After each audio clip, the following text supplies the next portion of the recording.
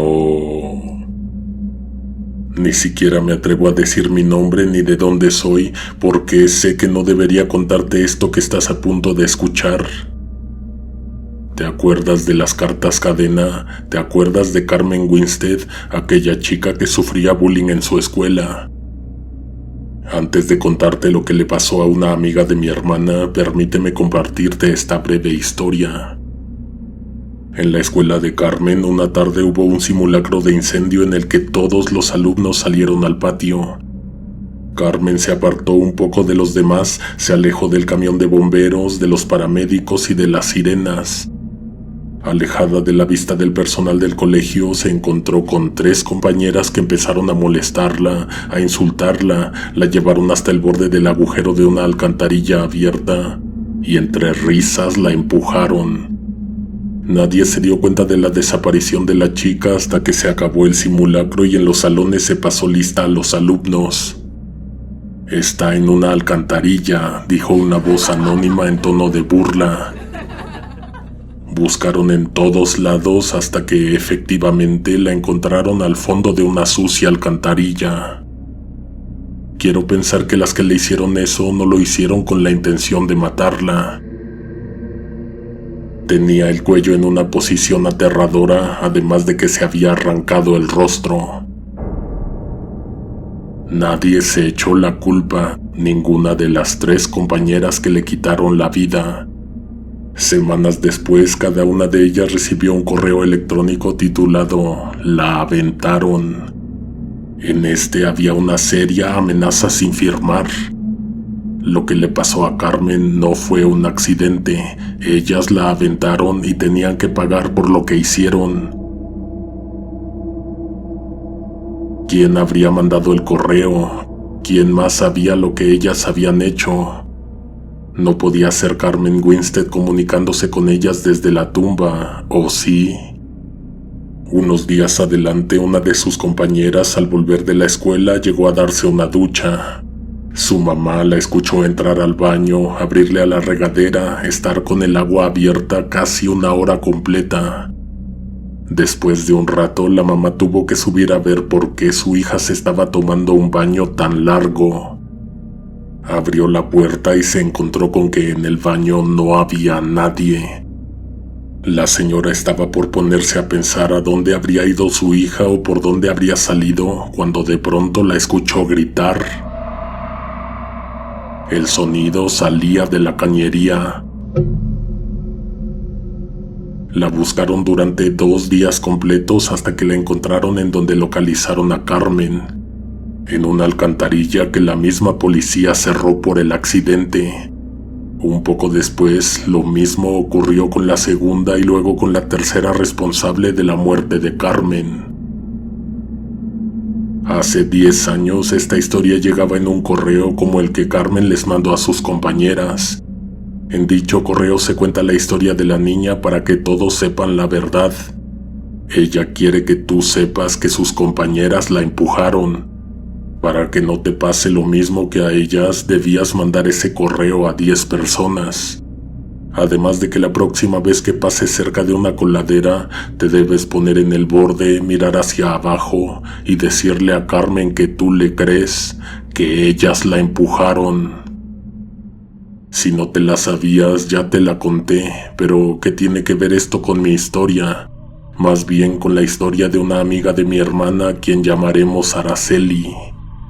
En 2011 Araceli recibió una de esas cartas, pero por correo tradicional. El remitente era una persona que ella no conocía. Adentro, en una hoja doblada en 3, había una historia como la de Carmen. Cuando Araceli la recibió, se la enseñó a mi hermana y nada más. Ellas trabajaban en las oficinas de un partido político, por eso eran muy amigas y se la pasaban juntas.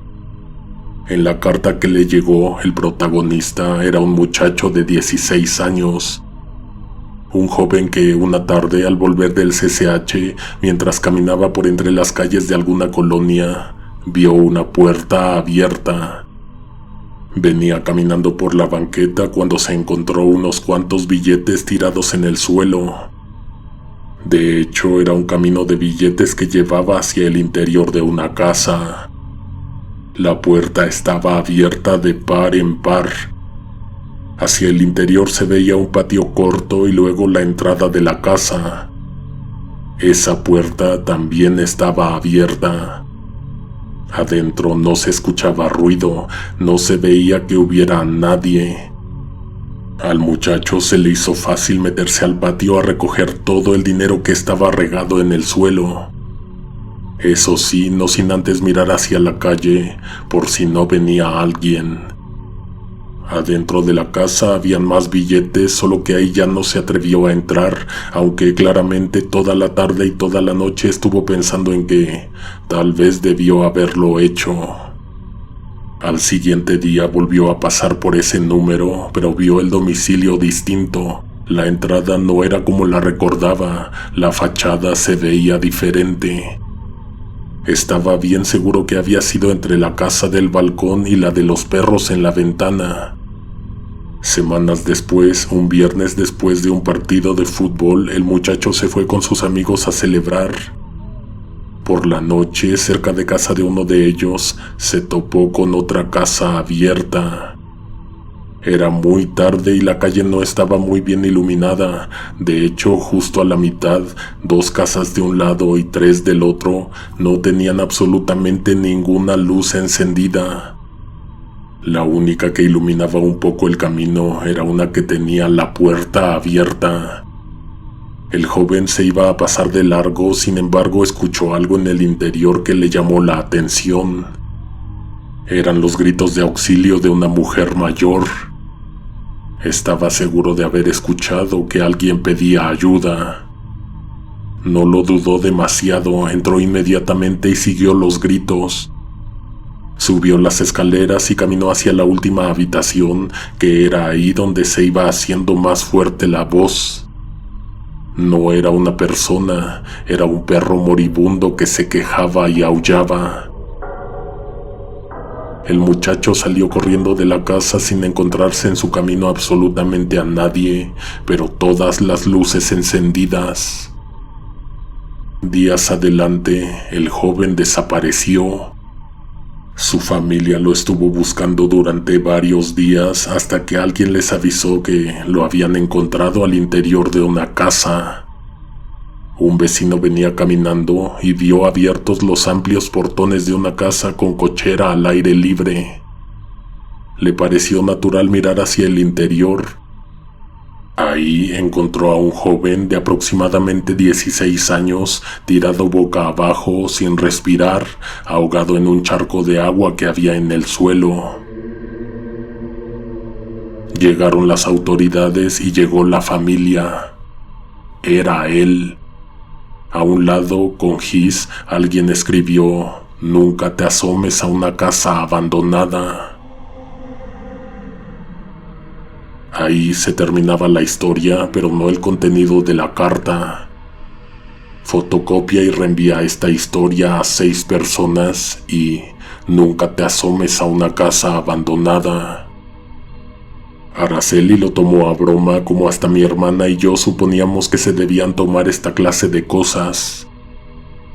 2 semanas después, Araceli salió antes que mi hermana de las oficinas del partido. Se regresó sola a casa cuando siempre se regresan juntas. Se bajó del camión y caminó por una calle que no siempre está tan tranquila. Esa noche, según le contó después su amiga a mi hermana, la calle estaba completamente vacía. Venía distraída con el teléfono en la mano cuando un ruido de agua la hizo levantar la mirada y buscar de dónde venía. Por la banqueta corría un río que venía de un domicilio más adelante. Cuando llegó al lugar, se encontró con una casa que tenía la puerta abierta, tenía un pequeño patio iluminado con un par de focos y la llave del agua abierta, llenando una cubeta que seguramente llevaba horas desbordada. Tocó la puerta, pero nadie le respondió. Como estaba abierta, ella simplemente podría pasarse a cerrar la llave. Lo que estaba esperando era poder avisarle a la persona que vivía ahí para pedirle que tuviera más cuidado con el agua. Nadie contestó, a pesar de que también tocó el timbre y también gritó. No tuvo de otra más que meterse a cerrar la llave. Entró muy decidida, pisando el agua del pequeño caudal. Llegó a la toma de agua, llevó su mano a la llave, pero no la pudo cerrar porque estaba atorada. No se movía para ningún lado. De un instante a otro, el ruido del agua, el chorro que salía de la llave, la cubeta llena, el río que salía hasta la banqueta, todo esto se fue, desapareció. Sus zapatos no estaban mojados y el piso estaba completamente seco. Lo único que se había mantenido igual era que la puerta de la casa seguía abierta. Araceli llegó muy espantada a su casa, pero de eso no le dijo a nadie. Pasaron 3 semanas. Una noche en que salieron tarde del partido, Araceli y mi hermana ya estaban preparándose para irse juntas, cuando de pronto mi cuñado marcó para decirle a mi hermana que iba a pasar por ella en el carro.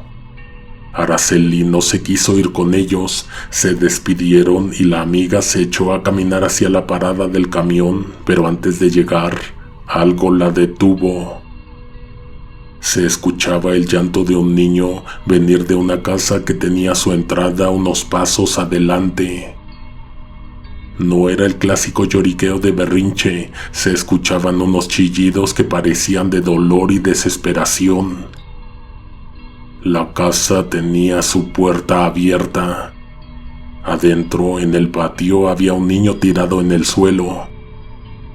Por lo que se veía, estaba claro que se había caído de una silla alta de plástico en donde lo dejaron sentado y sin vigilancia. Se habría hecho daño porque no había nadie, además de ella, reaccionando al llanto del pequeño.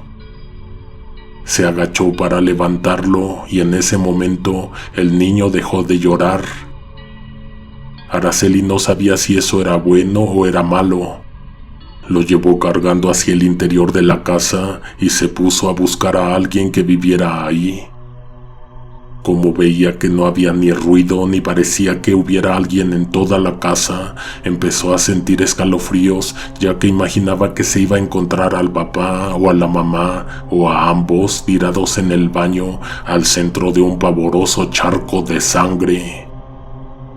Llegó a la última habitación del fondo, entró, no vio a nadie. ¿Qué iba a hacer con el bebé? ¿Cuál bebé? De un momento a otro se dio cuenta que en sus brazos cargaba un gato muerto, todo rociado con cal. Llegó a su casa espantada, confundida y pensando que se estaba volviendo loca. No estuvo sola ni 2 minutos, de inmediato se vino a la casa a ver a mi hermana, pero cuando llegó no la encontró.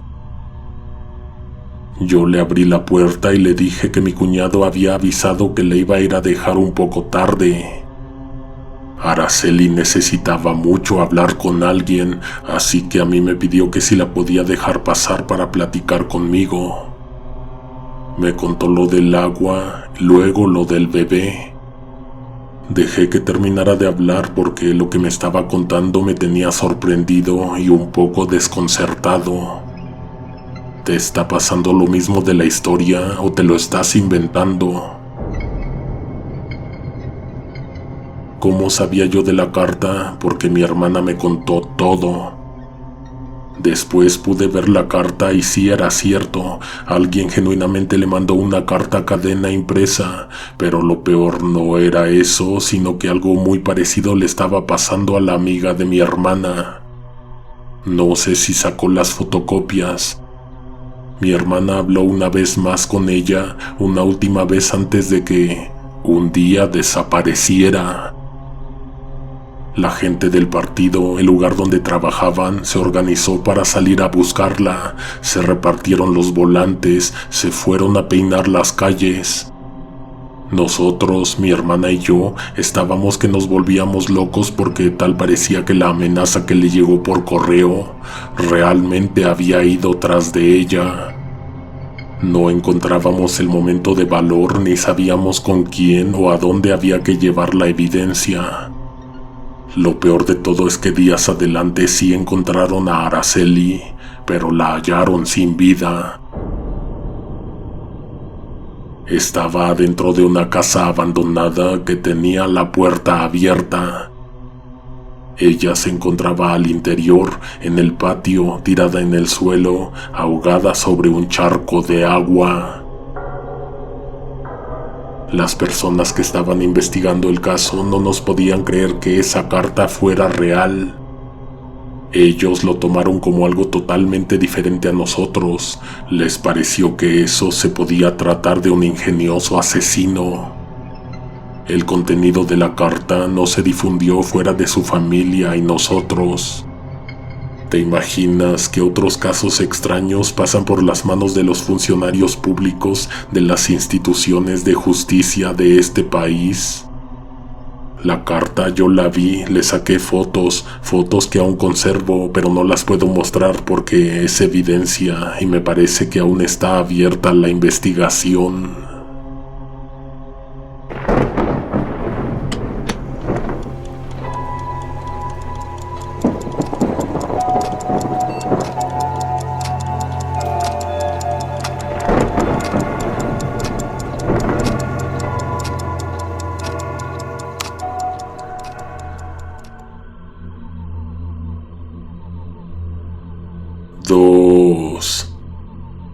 La comadre de mi mamá es de un pueblito a las faldas de la Sierra de Pénjamo.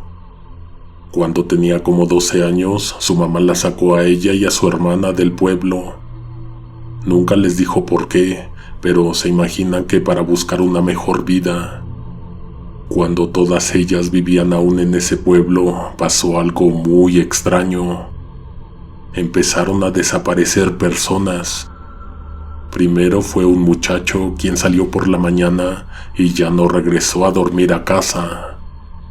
Luego fue un hombre adulto y su esposa, igualmente salieron de casa en la mañana, dejaron a sus hijos trabajando, prometieron que iban y venían, sin embargo pasaron las horas y ellos no volvieron por la noche ni el día siguiente.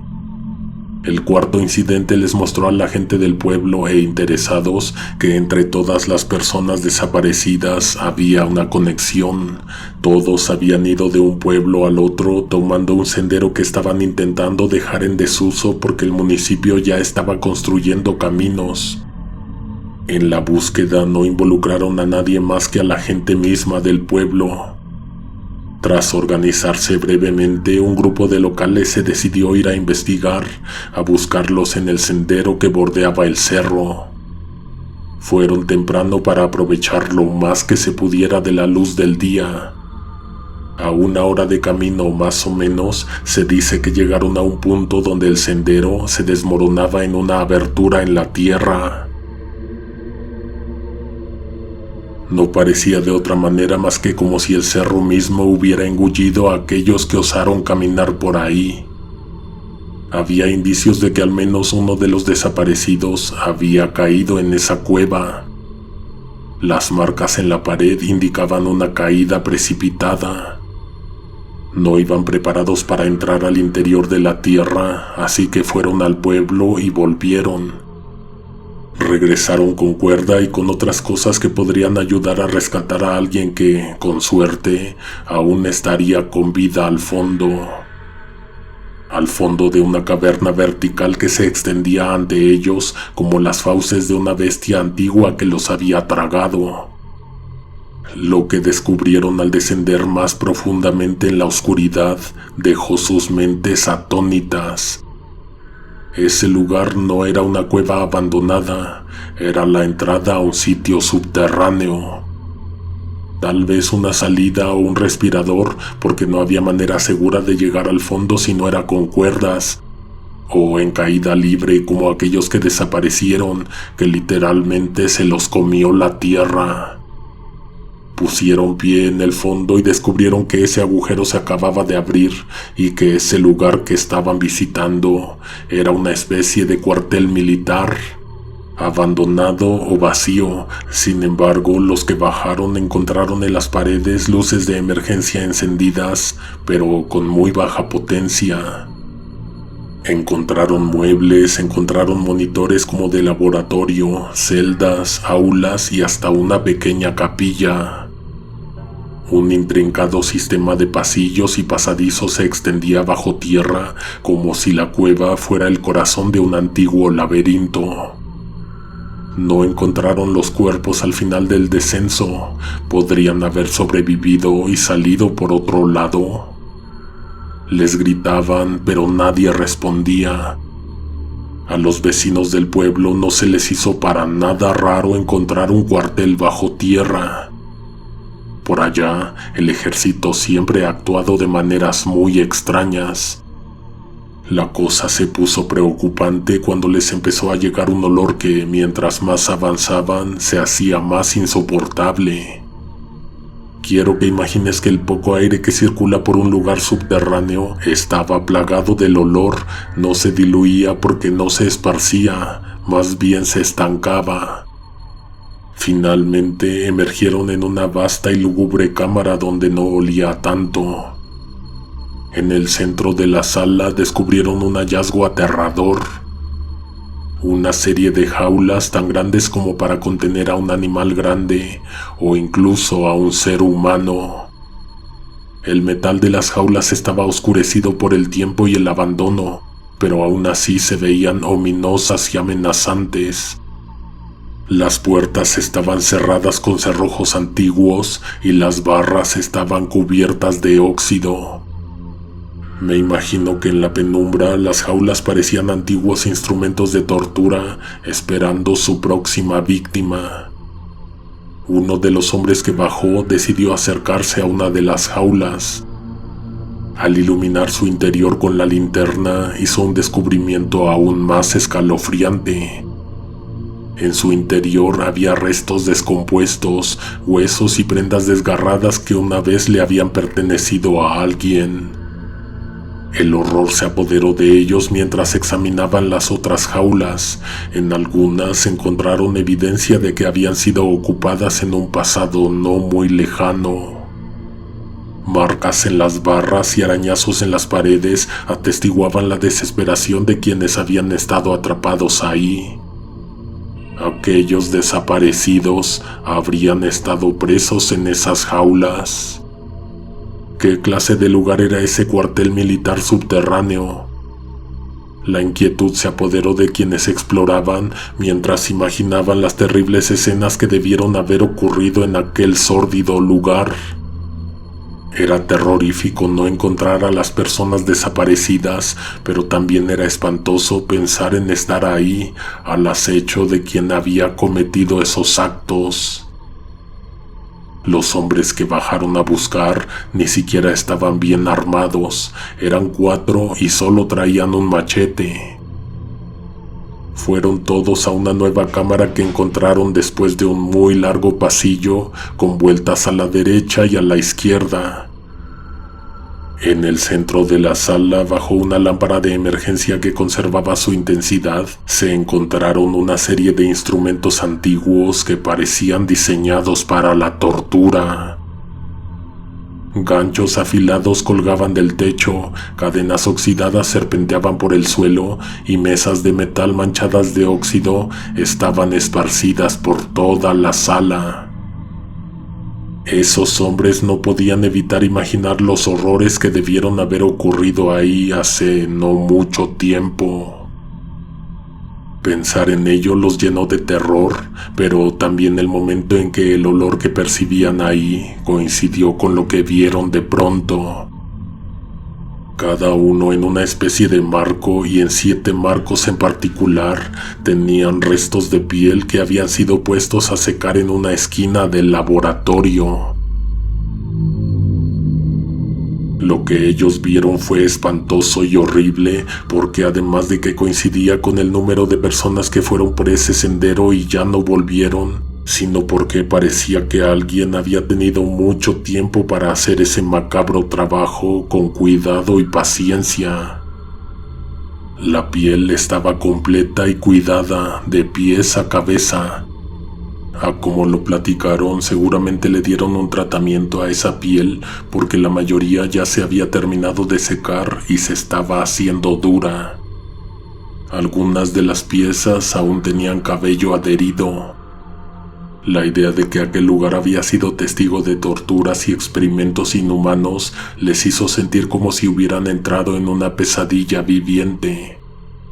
La sala resonaba con el eco de los gritos y el sufrimiento de las víctimas que habían estado por ahí en el pasado.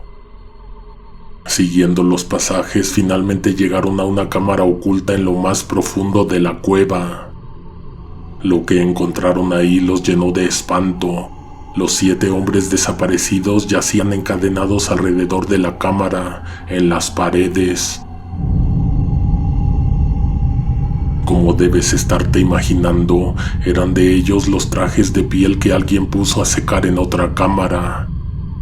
Se acercaron a constatar que fueran ellos. Cuando menos lo hizo el que iba en busca de su hermano, y la verdad es que no sé si pudo reconocerlo en el estado en que lo encontró. Sus ojos vidriosos aún reflejaban el terror eterno que habían experimentado.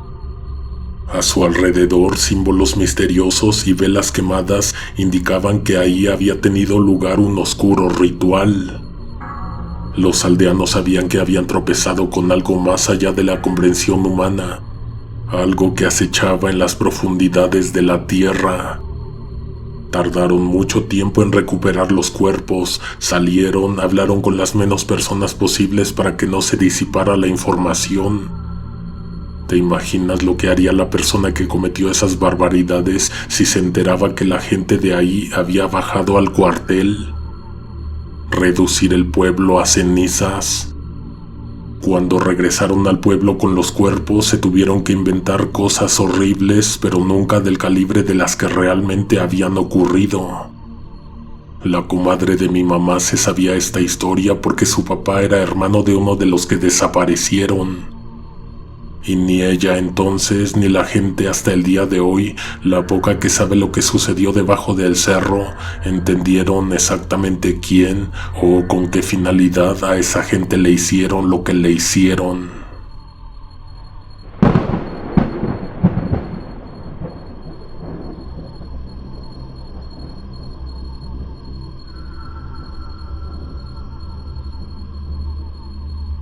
Te voy a contar una historia que hace tiempo sonó mucho por acá en la colonia.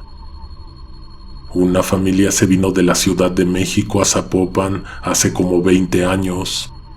Al papá lo mandaron de trabajo para acá cuando recién se estaban abriendo sucursales en el centro de Guadalajara. Contrataron a una persona de mudanzas y enviaron a su hijo mayor, Carlos, a supervisar el traslado de sus pertenencias en el camión. El viaje en automóvil desde la Ciudad de México a Zapopan transcurrió sin incidentes para esta familia. Sin embargo, cuando llegaron a su nuevo hogar, el camión de mudanzas todavía no estaba en el horizonte. Esperaron ansiosos, pero el camión nunca llegó. Desesperados se pusieron en contacto con la empresa de mudanzas, pero las respuestas eran evasivas y confusas. Nadie parecía saber dónde estaba el camión, ni qué había sucedido con Carlos y los choferes. La angustia se apoderó de la familia y la incertidumbre se volvió su compañera constante. No tenían la más mínima idea de lo que le había pasado a su hijo, además de que llegaron a vivir a una casa sola, en donde no había ni un solo mueble. 15 años pasaron y la familia aprendió a vivir con la tristeza y el misterio de la desaparición de Carlos. Sin embargo, una mañana soleada, algo inesperado sucedió. Frente a su casa, cerca del centro de Zapopan, apareció el mismo camión de mudanzas que habían perdido 15 años atrás. Los padres, aún conmocionados por el shock del pasado, se acercaron temerosos al camión. Abrieron las puertas lentamente, revelando un interior que parecía congelado en el tiempo.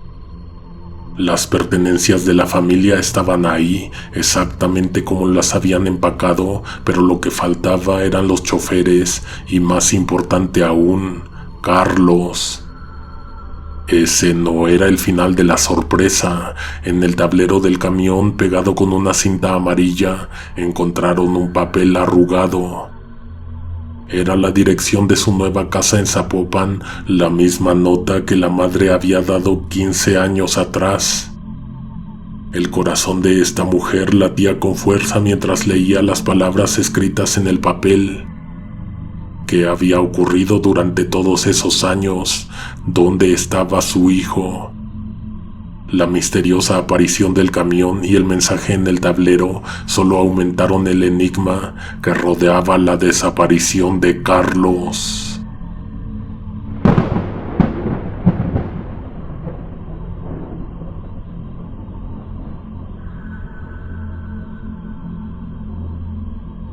Jorge había pasado décadas pensando en ella.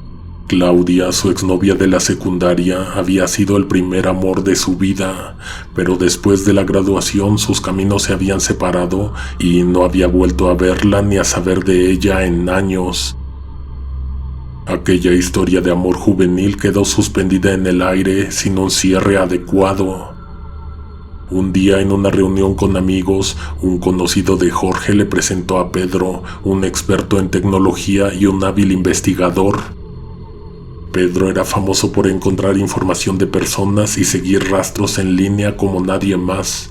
Sin embargo, Jorge vacilaba en contratarlo para buscar a Claudia, pero la nostalgia finalmente ganó y decidió hacerlo.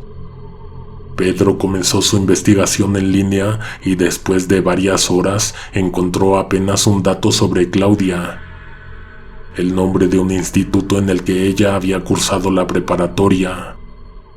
La sorpresa llegó cuando descubrió en un anuario de aquel colegio una foto de ella con la misma apariencia que recordaba de la secundaria. Pero había un detalle escalofriante: la fecha de publicación era 1968. Intrigado y con un sentimiento de malestar creciente, Pedro siguió investigando.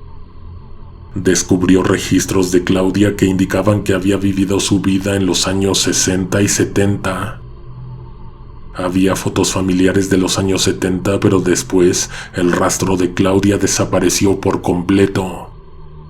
Jorge, asombrado y desconcertado, no podía creer lo que estaba escuchando.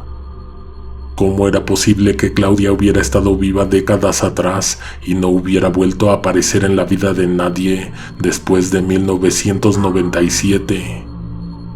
Pedro profundizó aún más en su investigación, buscando cualquier pista que pudiera dar sentido a esa extraña historia. Descubrió un obituario en línea que confirmaba sus peores temores. Claudia, con el mismo nombre y la misma foto, había fallecido en 1997, poco antes de que él la conociera en la secundaria.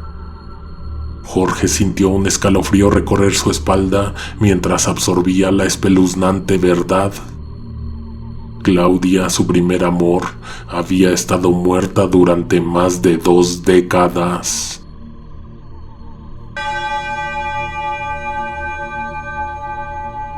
Espera nuestro siguiente especial de terror, no te lo pierdas, suscribe y activa todas las notificaciones.